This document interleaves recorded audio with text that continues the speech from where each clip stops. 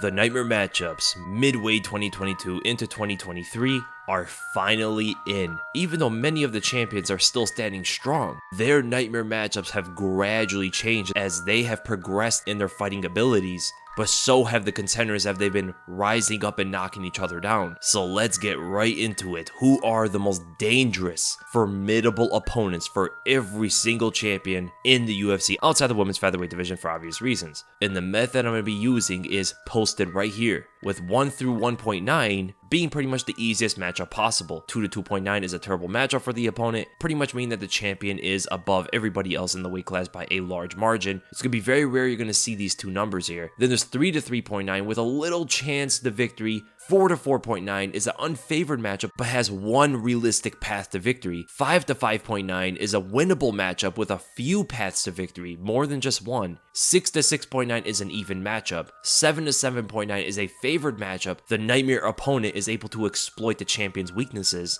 8 to 8.9 is a heavily favored opponent. Style exposes glaring holes in the champion's skills. And then 9 to 10 is a matchup decided before it even begins. This opponent is a kryptonite to the champion. It's a very rare thing you're going to see. Starting from lightest to heaviest, the new strawweight champion Carla Esparza went onto the throne the two-time champion Rose Namajunas, beating her twice in her career. And because of that, the Nightmare matchup for Esparza may seem a bit familiar, and that is of course Joanna Jędrzejczyk, who counters many of Esparza's strengths. And it starts with that impeccable takedown defense. Joanna may be the hardest fighter to take down in this entire division, and they fought each other in the past. And Joanna showed just that, stopped every single takedown and lit her up on the feet. Esparza's not as easy to hit as she was before, but Joanna's precision with her shots have become much better. She's longer than Esparza, able to hit her from a long distance, and Esparza's main goal to negate any reach advantage on the opponent is to shoot under for takedowns. That is just not going to work against Joanna Jędrzejczyk. So it's pretty easy to see why Joanna is such a bad matchup for Carla Esparza. Thwarts all the takedowns and just destroys her with her hands and puts a pressure on her, making the takedowns even easier to see coming. So Esparza's never going to have the cage to work on in case her initial shot is not going to work. Once she shoots on Joanna, Joanna's going to drive in the wizard. She's going to sprawl on top and get right back up, putting together the combinations yet again. And the level of danger Joanna presents to Carla Esparza is a whopping 8.2 out of 10. Heavily favored to win the fight, exploits many of Esparza's weaknesses. And the first runner-up is Zhang Weili due to very similar reasons, but Zhang Weili also has much more power, can definitely punish Esparza more instantly than Joanna can. And her clinch strength, in case the takedowns do fail, she can rise into there and absolutely dominate inside. Her elbows, her knees are on another level compared to the other fighters here. Then there's Rose Namajunas, who can put up a pretty even fight with Carla Esparza, showing the rematch where she was able to defend many of the takedowns, and that alone is going to put Rose in a very good place to win the fight. She has the BJJ to make anything happen on the ground, has the footwork to get away from takedowns better than most of the fighters here, and she's long, of course, super athletic. The reason why she's not as up as Zhang Weili is because she's shown to be a lot more tentative, and it may be because of some kind of psychological damage the first fight had on her, and it most likely has to do with the mental strength difference between Zhang Weili and Rose. And then the last runner-up is Mackenzie Dern, who has a few paths to victory here for sure, and the main reason is she is probably the best Brazilian Jiu-Jitsu artist in all women's MMA. Carla does not want to go to ground with her, especially early. Later in the fight, she could probably do so as Dern starts to get tired, but early on, I actually believe that Mackenzie Dern might be the most dangerous fight for Carla Esparza in the whole division. And then we jump into the flyweight division, which really doesn't change a whole lot. Valentina Shevchenko is the most dominant champion in MMA right now. It looks like nobody's able to contest her. People have given up on the chance that she loses, and now are more looking forward to see if she can even lose rounds as a moral victory for her opponent. That's how dominant she has become. But I guess if we have to pick a nightmare matchup, the most difficult fight for her, it does not change. Tatiana Suarez. She's the only fighter in the whole division that can present a problem in one area of the game that no other fighter can. Suarez's wrestling is far beyond not only Shevchenko's, but everybody else in the whole division, from flyweight down to strawweight, and possibly even up to bantamweight. And I know she's been out for some time, but she has said that she's returning this year. And that is why I had to keep her as the nightmare matchup for Valentina Shevchenko, and her level of danger is a 4.3 out of 10. She has one path to victory here, and that is through her wrestling. Everywhere else, she pretty much gets torn apart. The number one runner-up is Manon Fiorot a 3.2 out of 10 due to her physicality, her size, her power, her pressure. Her way to exploit anything out of Valentina is being just bigger than her. The number 2 runner-up is Jessica Andrade with a 3 out of 10 for very similar reasons, but she doesn't have the size that Fiorot has, so her chances get diminished a bit.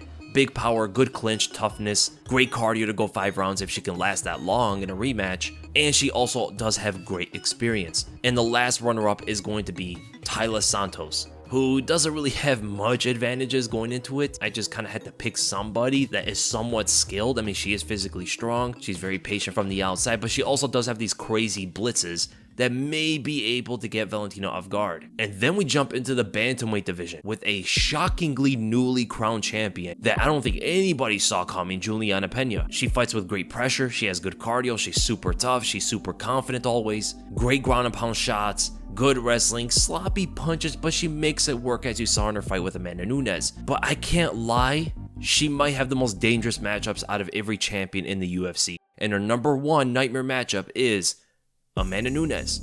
As long as Nunes comes in right and she does not gas out by whatever reason that happened for her, Amanda Nunes has a style that can absolutely shut down Julianna Pena everywhere it goes. She has the power advantage, she usually would have the boxing advantage, she has the kicking advantage, takedown defense advantage, Brazilian Jiu-Jitsu advantage, further experience. The only thing that can go to Julianna Pena here is the fact that Amanda Nunes gasses out, which doesn't usually happen too often. The level of danger Nunes gives Pena is a huge 8.4 out of 10. I would have went 9, but there is that one path to victory for Julianna Pena in this fight, and that is through the cardio deficiency that Nunes supposedly has. The number 1 runner-up is Ketlen Vieira with a 7.2 out of 10, favored to win the fight through her well-roundedness, her precision with her hands, her power advantage over Pena. She's hard to take to the ground. She can be controlled against the cage as Holmes showed, but Holly Holm actually has underrated fence control, and Julianna Pena could take it there, but ultimately I don't see her getting much off of it against someone like Ketlen Vieira, who's also bigger than her, very strong to take to the ground. She has decent Brazilian Jiu-Jitsu, and ultimately super patient to the point where if Pena's throwing these wild shots out there, Ketlen is going to be able to counter her precisely. The number 2 runner-up is the fighter that already defeated her not too long ago, Germaine de Randamie, with a 7 out of 10. What can you say about GDR? I mean, she's much bigger, she's much longer, she has sniper-like precision, crushing power, just superior striking overall, and apparently can submit her. So even if it goes to the ground, Pena is still in danger. GDR is going to be the hardest fighter for Pena to strike with on the feet, even more difficult than it is to strike with Amanda Nunes. And then the last runner-up, which is more of an even fight, that is Irina Aldana, where she has much better boxing fundamentals, able to counter a lot of Pena's sloppy boxing, and that's ultimately where most of her advantages are going to lie. Pena trying to get in and will be easy to get countered as she's throwing those straight punches down the center. I can see Aldana pulling back, counter with left hooks, right overhands, and even beating her to the jab. And now we get into the men's division, starting with the flyweight division, the newly crowned champ who gets it again, Deiveson Figueiredo, who got revenge against Brandon Moreno and took his title back, still showing the same advantages he's always had over everybody else in this weight class. And we're talking about one of the most ferocious punchers pound for pound in the UFC. Great Brazilian Jiu-Jitsu, super athletic, but does show to have a bit of a weakness when it comes in the clinch. Gets controlled pretty easily and tripped out easily, and that can create some openings for many fighters in this weight class. But the nightmare matchup, who could put a lot of things together as well as contesting a lot of Figueiredo's strengths, that is Brandon Moreno. Brandon Moreno is such a skilled fighter. Even coming off a recent loss to Deiveson, he is still going to be able to put a lot of things together to beat him. I mean, their third fight was extremely close. The clinches of Brandon Moreno are going to be everything for him. His boxing fundamentals are going to be able to help him slip away from punches, and his jab is super disruptive against Deiveson. He's also very long for the weight class, experience against all different kind of styles, and able to adapt whenever it sees fit. The big thing that gave him trouble was the power that Deiveson has, and ultimately because of how disruptive that is, I can't say Moreno is an even matchup with Brandon Moreno's level of danger is going to be a 5.7 out of 10, nearly an even fight. Just outside of it, it's that power difference that takes it away. But the number 1 runner-up is Askar Askarov with a 5.5 out of 10 due to his heavy wrestling, due to his top pressure, due to his major advantages in the clinch against Deiveson, where you saw Brandon Moreno able to take Deiveson down, control him in the clinch and all that stuff. Askarov is going to be able to do that, but times 10. The wrestling difference between him and a lot of the other fighters in this weight class is so apparent. He's also durable, he has a great chin, he has good cardio, he goes into the fight strategically, trying to find which way he can go and ride out a decision, and ultimately that's going to keep him away from a lot of the danger that Deiveson presents. Whereas, for example, Brandon Moreno was looking to catch Deiveson and going after him in many exchanges, whereas Askarov is not necessarily going to expose himself trying to chase a finish. The number 2 runner-up is Kai Kara-France, who also is a 5.5 out of 10. Due to how well-rounded he is, he has crazy scrambles, hard to get to the control on the ground as shown in the Askarov fight, and his confidence is at an all-time high, and that seems to be one of the biggest things for Kai Kara-France. He's been in the UFC for some time, and he's been up and down, but he's believing in his own skills now, and he understands where he can actually be, and that is potentially a champion of the flyweight division. He's also one of the only fighters that are going to be able to show some level of danger to Deiveson when it comes to his stand-up. His boxing is nothing to scoff off. He has a crazy ability to find those uppercuts and hooks, and any dipping fashion that Deiveson likes to lean on, he could potentially get intercepted. The third runner-up is Brendan Royval with a 4 out of 10. He is unpredictable. He's super long and tall, explosive, and scrambles a lot. He's kind of the opposite of what Askar Askarov is, and that is he will chase a finish no matter where it goes. He can get knocked out by Deiveson by doing that, or he could find some crazy submission in the meantime, just how he submitted Matt Schnell. And then we go to the champion a lot of people did not think would be as successful as he is, and that is the bantamweight champion, Aljamain Sterling, who's making it happen, man. He beat Petr Yan, who a lot of people thought would destroy Sterling in a rematch. But he showed his fight IQ out there. He went back to his background, he used his wrestling to get the advantage and win on the scorecards. But it does not eliminate that he has a lot of dangerous matchups. The number 1 nightmare matchup for Aljamain Sterling's heavy wrestling approach with his length, not so much power but a lot of activity with his striking, and the ability to get the opponent's back very quickly because of his slick Brazilian Jiu-Jitsu. The nightmare matchup is Jose Aldo, and from like 1 to 2 years ago, a lot of people would not have said this. Jose Aldo is the most dangerous matchup for Aljamain Sterling. On paper, he has the best takedown defense in MMA history. Good luck taking this guy to the ground. Not only that, he has great Brazilian Jiu-Jitsu, very hard to get his back in general. He's so fast to scramble out of things. He has a power advantage over Sterling in everything he does, and he has those leg kicks against Sterling's long stance. That's always going to be open for him. Sterling is long. Aldo is longer. One of the only fighters that's longer than Sterling, able to jab him from a distance, hit him with the left hook from a distance, and punish him with his right hand like he's doing to everybody. Look what he did to Rob Font. I mean, the power advantage that Aldo has over the rest of the weight class is insane, man. It's crazy how he's able to hurt these fighters so instantly when he touches them. He is enormous for the weight class, so the level of danger Jose Aldo gives to Aljamain Sterling is an 8.2 out of 10. Heavy favorite here, man. Sterling potentially has like 1 to 2 paths to victory in this one. The number 1 runner-up, I believe, is Petr Yan with a 7 out of 10. He's still very dangerous for Sterling. He has a striking advantage overall, especially boxing. He upskills in a fight. He just gets harder to deal with as the rounds go on. Early, it's not hard to beat him. Later rounds, it's almost impossible to beat him, and he's a good wrestler that can stop a lot of the takedowns. Not all of them, as we saw in the second fight, because Sterling is upping his timing and his takedowns, but he still will be able to defend most of them, and that is a huge thing. Petr Yan just needs to make a little bit of an adjustment in a third fight in order to win it. The second runner-up is Umar Nurmagomedov with a 6.8, which is a little bit above of an even matchup, and this is because Aljamain's probably not going to be able to take this guy to the ground. Umar is insane with his sambo, always going to be aware whenever Aljamain is trying to get his back. He has great movement, really fast footwork, in and out always, versatile kicks. The leg kicks and the head kicks are going to be something against Sterling. Remember the way that Marlon Moraes was able to catch him with the high kick but hit him with the knee?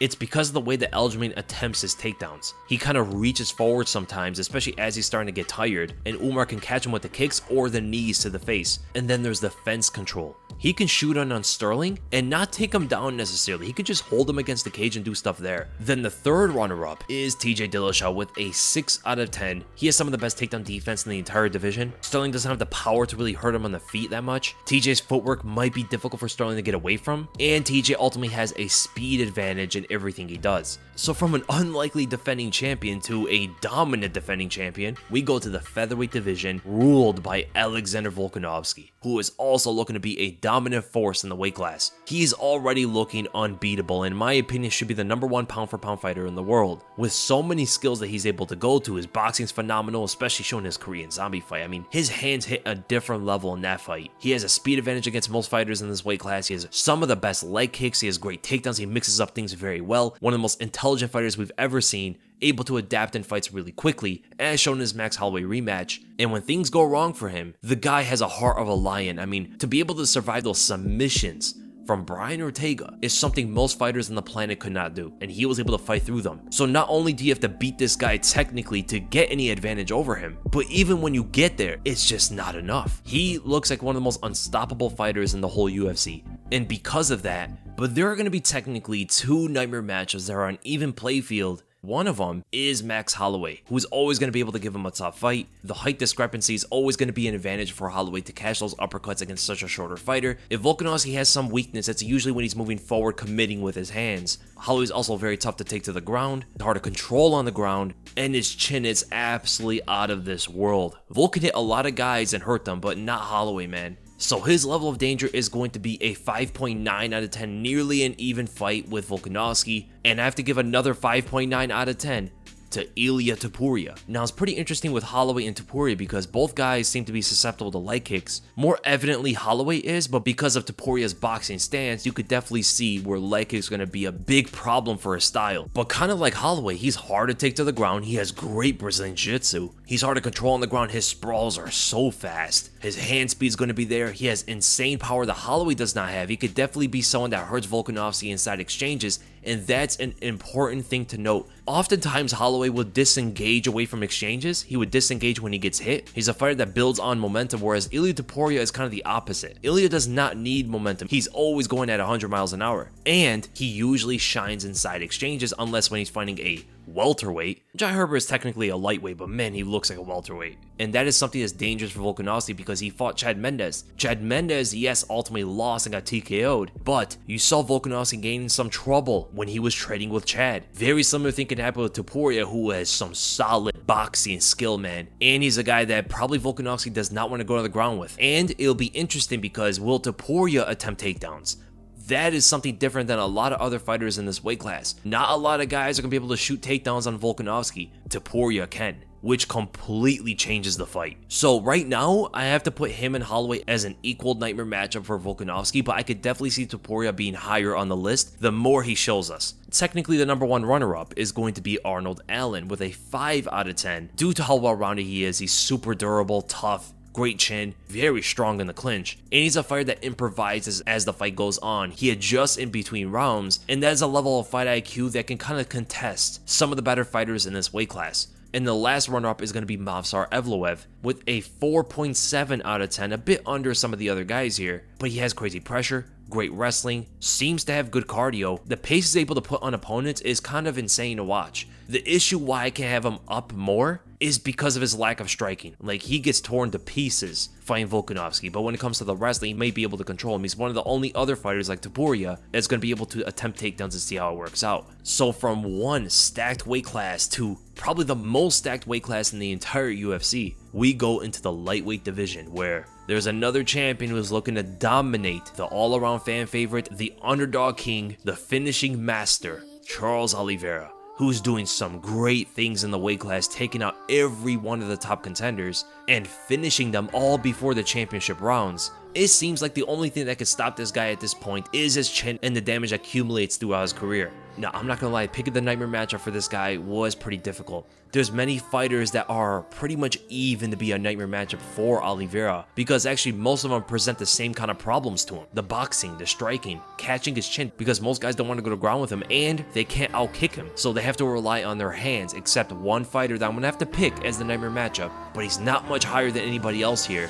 Islam Makhachev, seemingly the only fighter that will not be terrified to go to the ground with Charles Oliveira. He has a wrestling advantage, not jiu-jitsu advantage, maybe not submission advantage, but probably a controlling advantage on top due to his top pressure and the ability to transition very smoothly and patiently. If anybody can shut down Charles Oliveira's Brazilian jiu-jitsu game, it would be someone like Islam Makhachev, which would shock the audience. And that's ultimately what you're going to need for a nightmare matchup. That is someone that is not scared to go to the ground with him, or should I say, not going to hurt their approach because of the respect they give Oliveira's BJJ. There are some openings on Islam for Oliveira to choke him out, especially with those guillotines and even getting his back in case Oliveira does scramble out of positions. As we've seen with Thiago Moises' fight, Islam will give up his back, which is definitely not good. But when it comes to the stand-up, it's a different kind of fight for Oliveira to approach because he's going up against a guy who fights at a much slower pace. Everybody Oliveira has fought on the feet goes at an explosive pace. They try to knock you out, they go after you, they exchange with you and all this stuff. Chandler tries to put your lights out with one shot and he goes forward. Gaethje is the exact same thing. Tony Ferguson, Kevin Lee. Dustin Poirier's a little bit slower, but he still engages at a fast pace.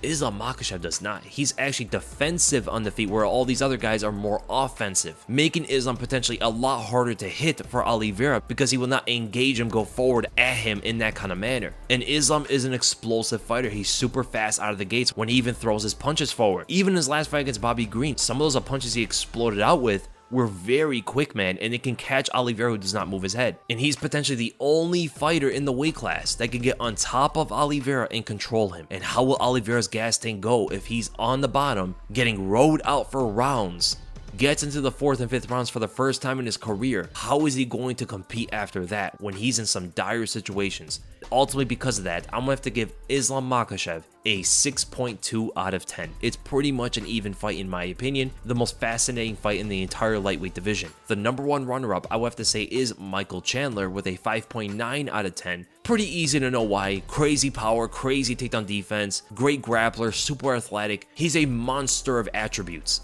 He can hit Oliveira's head pretty easily, and because he has the most power in the whole weight class, he's the guy that can knock Oliveira out easier than anybody else can. And he has some of the best takedown defense, so he can stop a lot of the jiu-jitsu. The number 2 runner-up, I would have to say, is Dustin Poirier with a 5.5 out of 10. He has superior boxing skill, the only fighter actually to outstrike Oliveira in a fight. That's crazy to think about. Chandler got outstruck, he got TKO'd. Gaethje got dropped like he got knocked out. Tony Ferguson, Kevin Lee. Dustin is the only fighter since Oliveira has lost to Paul Felder to outstrike him in a fight. I know some people are going to ask, no, outstriking does not mean who struck the other more. It's not about stats, it's about like what happened. Ultimately, if you knock somebody out or you drop them more times than they dropped you, more often that guy's going to win the striking matches and exchanges. So he's one of the only fighters that requires Oliveira to shoot in for takedowns to have that needed success. But Dustin does also have good takedown defense, as he showed in the Oliveira fight, and the ability to intercept Oliveira with his precise punches is always going to be a threat against him. The number 3 runner-up is Rafael Fiziev,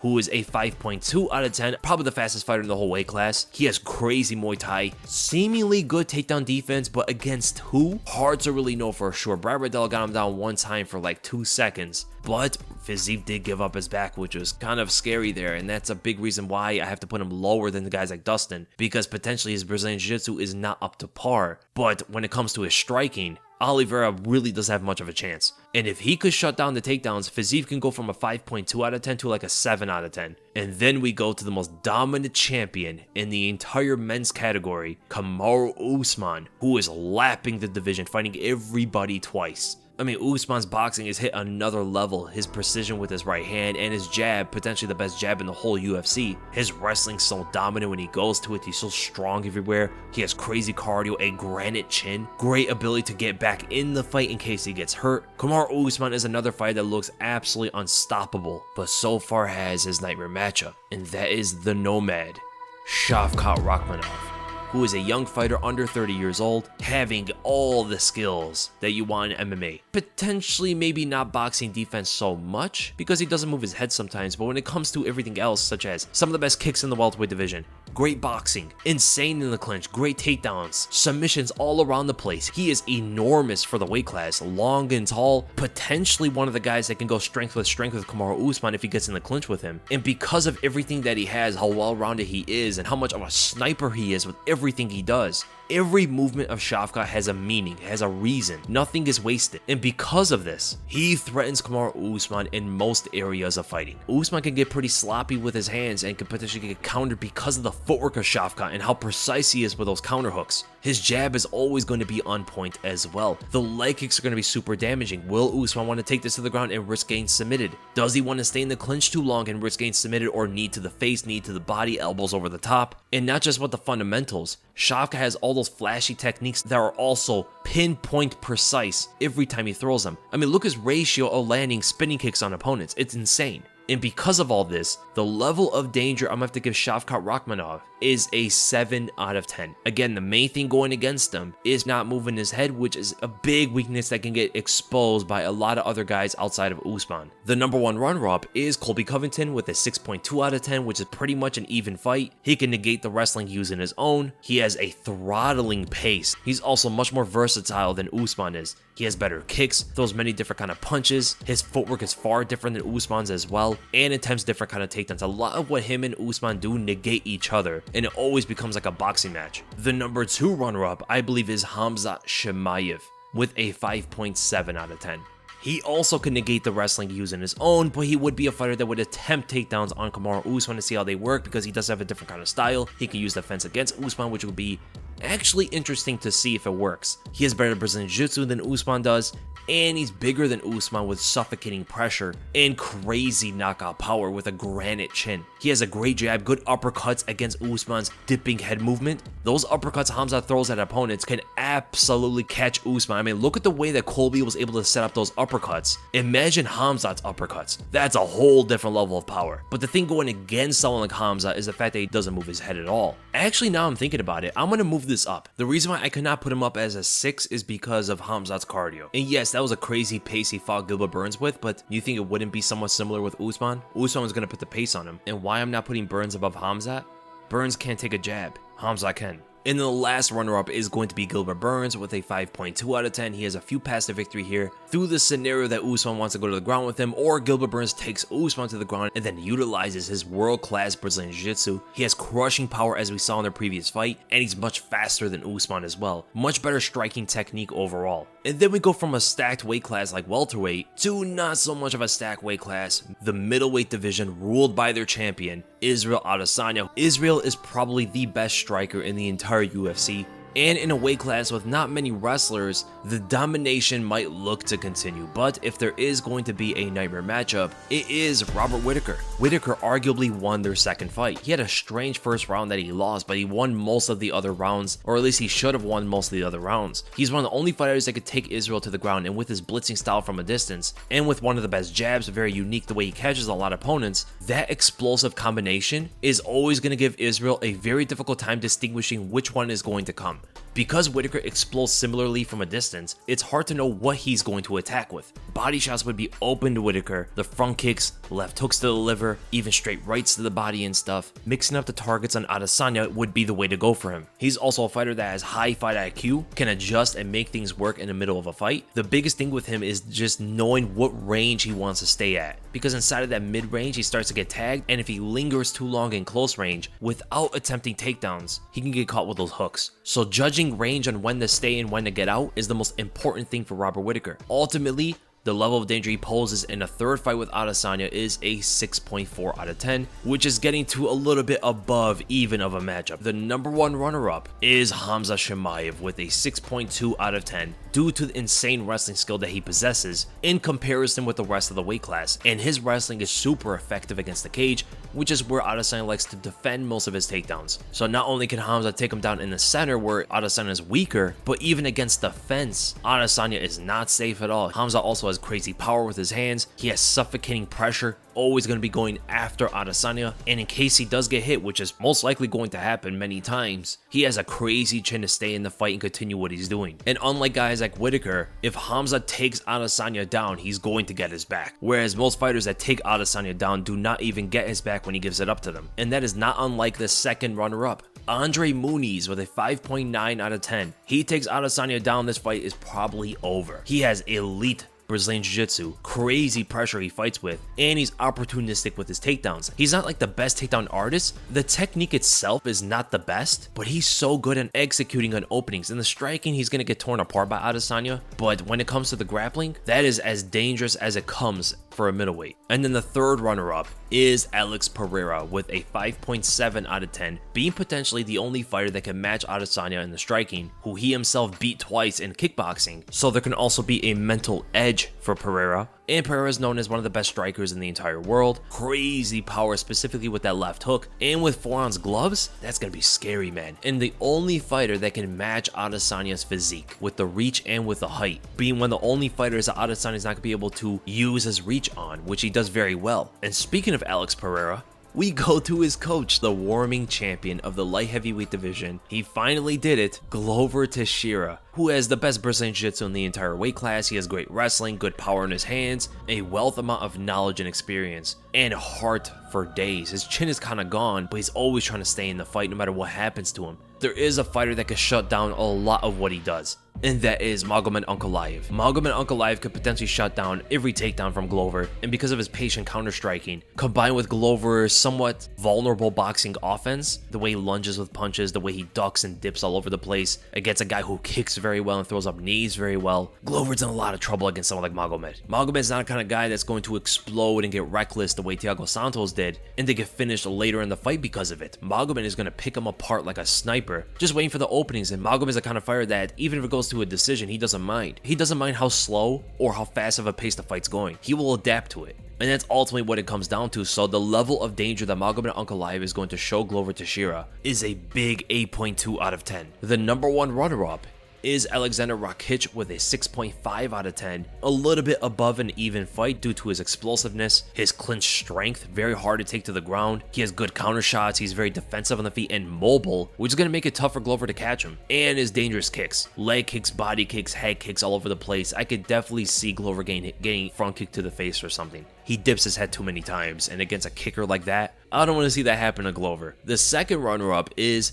Jan Blachowicz with a 6.1 out of 10. He has matching power to Glover, if not even more powerful. Awkward timing with his strikes, moving backwards and forward. It's kind of strange how he catches everybody, and his opponents even said about him that he's very awkward to engage and defend against. Also with Jan, he's a guy that can match the experience that Glover has. Two veterans in the game, that's pretty much an even fight. And then the last runner-up is his next opponent, Yuri Prohaska, with a 5.5 out of 10, who has realistic paths to victory. There are a few of them, and this all comes down to being one of the most powerful guys in the whole weight class. He's super long and completely unpredictable. You never know what this guy is going to do. He is dangerous with everything he does. His hands, his knees, his elbows, his shins, whatever he throws at you is to knock you out senselessly. Given that his takedown defense doesn't seem that great and his Brazilian Jiu-Jitsu doesn't seem that great, that's why I can't have him above guys like Jan and Rakic. And then finally we go to the heavyweight division, still ruled by Francis Ngannou, who seems to probably be exiting the sport before he fights anybody else. The man has progressed far beyond a lot of people thought he would. Be able to use effective wrestling now, a lot better with patient striking, showing better fight IQ, which is something I've talked about for years about him. Usually has been a pretty smart fighter behind seemingly reckless attacks, and his power is unlike we've ever seen before. There's nobody ever in MMA that hits like this guy. He could be in scenarios where he's losing fights and just catches the guy once and puts him out. Doesn't have to be a big shot or anything. And I'm going to be honest, there's not a lot of nightmare matches for him. There's not a lot of guys that could beat him. The number one nightmare matchup, though, that could beat him and potentially will be better than him is Ciryl Gane. They fought each other, and Gane showed to be the only guy that Ngannou could not really touch on the feet. But he used his wrestling ultimately to win the fight on a very controversial decision, where ultimately he didn't do much with this wrestling. In fact, it was Ciryl Gane that was making more mistakes, showing his lack of experience. Later down the road, Ciryl Gane's going to gain experience, gain knowledge, raise his IQ, and not make those same kind of mistakes. Already showing to be the best striker in the whole weight class, potentially the best striker we've ever seen in heavyweight history, with less than 12 fights professionally, which is crazy. He's super young for the division, and he's enormous. 6'5", 81-inch reach, 42-inch leg reach. He's also one of the most athletic fighters in the entire UFC. He can make anything work. You could teach this guy probably anything about fighting, and he'll pick it up quickly. And again, if they were to rematch each other, it's gonna be tough for Ngannou to catch him with anything crazy. And Ciryl Gane even gave him chances to catch him in the first fight by going with these crazy wheel kicks and stuff that he didn't need to go for. And Ngannou still couldn't make anything happen. I know he was injured in the fight, but the skill gap still was shown there. And with Ciryl Gane only going to get exponentially better every time we see him, I believe by the time they fight each other, Ciryl Gane is going to show to be potentially the superior fighter with a 7 out of 10 danger level, being the favorite in the rematch. The number 1 runner-up is Stipe Miocic with a 5.5 out of 10. Not necessarily an even fight, but has a few paths to victory here. He has faster hand speed, good wrestling to always pose a threat to Ngannou, and slick boxing both offensively and defensively. One of the only fighters going to be able to get away from those shots using his own head movement. The number 2 runner-up is Tom Aspinall with a 4 out of 10. Even faster hand speed, good movement, and decent grappling. If he's able to take it to the ground, he can submit someone like Francis Ngannou, but taking it to the ground is going to be an issue. He's also too open to get hit to be able to survive in the fight long enough. And then the last runner-up is Derek Lewis with a 3.5 out of 10. Not really many paths to victory here, but he does have a psychological edge over Ngannou while also being the second most powerful fighter in the whole weight class that could put Ngannou out with one punch. Not saying that he would, but he has the potential to do so. He's incredibly tough and has good timing in his right hand. That concludes the Nightmare matchups for each champion. So I hope you guys enjoyed this edition of the Nightmare matchups. Don't forget to like the video, subscribe, and hit the bell, and I'll see you guys in the next video.